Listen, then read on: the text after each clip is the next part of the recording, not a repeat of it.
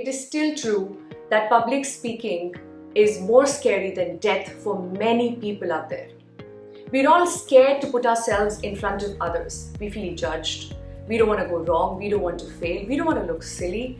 So we avoid every single opportunity we get and avoid it in a way that it somehow doesn't ever bounce back. But you know what is ironic? Every single time you talk to a group of people, you are in fact speaking in public. Public speaking is as simple as that, because it is not limited to being on stage. It is not about you having a profession of a speaker.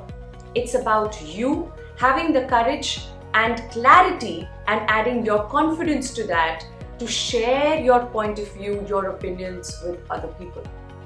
That's all public speaking is all about, really. Now, as much as I've oversimplified this for you, I want to add 5 ways in which you can overcome your fear of speaking in public. Because once you overcome the fear, then learning this art of public speaking becomes much simpler. So here is the first way. Be prepared.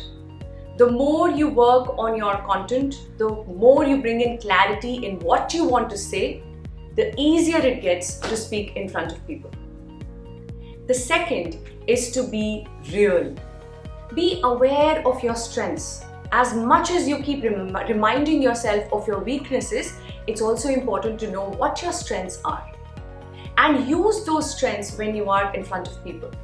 You can even imagine the worst case scenario and see how can that be managed without preparing yourself for failure. That's not the intent. The intent is to see what is the worst possible.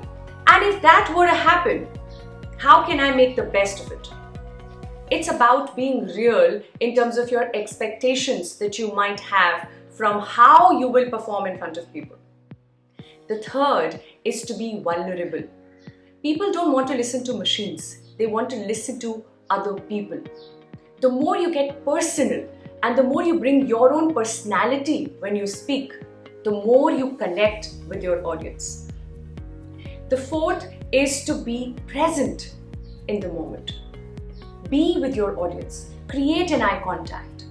See and understand their body language and see if you can mirror the body language wherever possible. The more you bring yourself into the present moment, the more you are with your audience. Now, while it looks very simple and straightforward, think about the last time you made an appearance in front of people. It so happens somehow that we go back to something in the past or we jump into the future, almost imagining what would it be once I'm off the dice. How should my audience react? What should happen next? And if you're thinking any of this, you're not in the present moment.